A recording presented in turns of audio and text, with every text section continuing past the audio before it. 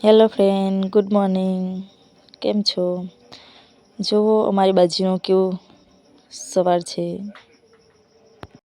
સૂરજ દાદાને બી ખબર પડી છે કે આજે મને બહુ જ ઠંડી લાગે છે, એટલે આજે બહુ જ તડકો આપે છે મને, કેમ કે મને ઠંડી ના લાગે એ માટે. કહેતા સવારમાં શું ભૂત જેવી બેસી રહી છે. હું મારા વાળ બહુ જ ઉતરે છે, એટલા માટે હું એલોવેરા લગાવું છું માથામાં. બહુ જ વાળ ઉતરે છે એટલે થોડું બધે ઘસી આપું છું. ત્યારબાદ હું નાહીને રેડી થઈ ગઈ. કશે જવા માટે નહીં, બસ આમ જ. પછી હું જવા લાગી ગઈ ખેતરમાં તુવર તોડવા માટે. તો તુવરમાં જઈને જોયું તો બહુ જ ખરાબ હાલત કરી મૂકેલી હતી. ભૂંડે બહુ જ ખરાબ હાલત હતી. જોઈ શકો કેટલું બધું નુકસાન કરી ગયા છે ખેતરમાં. બહુ જ મસ્ત તુવર હતી, બધી ભાંગી નાખી છે. બહુ જ શું કરવાનું હવે એ લોકોનું.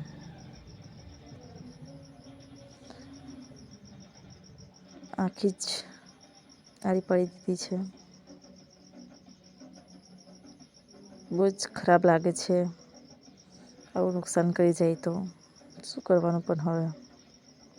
આખા ખેતરમાં બધું બહુ જ નુકસાન કરી દીધું.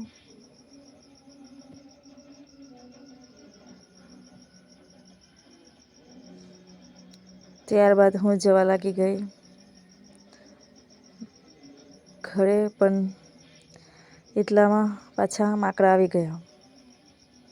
તો એમને ભગાડવા માટે ગઈ મેં.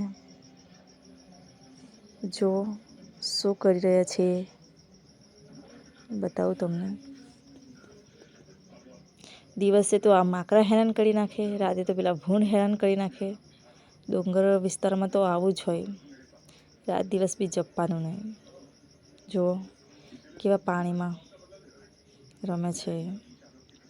અમારા ખેતરની નીચે ખાડી છે, ત્યાં ગાડી બહુ જ આખું ઝુંડ જ આવે છે. ખેતરમાં એકવાર ભરાઈ ગયા એટલે બધું બહુ જ નુકસાન કરી નાખે. નાના બચ્ચાથી માંડીને મોટા બહુ જ નુકસાન કરી દે. એમને શું કરવાનું બી. એકવાર ભગાડે તો બી પાછા આવી જ જાય. થોડી વાર માટે સાઈટ ઉપર જઈને બેસી જાય. ડુંગર વિસ્તારમાં આવું જ હોય. ભૂંડ આવી જાય, માકડા આવી જાય, બધું ખેતરનું તો બહુ જ નુકસાન કરી જાય. પછી હું જવા લાગી ગઈ ઘરે. એ તો આવ્યા જ કરશે, એમ બી તો બધું બગાડી નાખ્યું છે. હવે શું કરવાનું. આજ માટે આટલો જ ફ્રેન્ડ. Bye bye.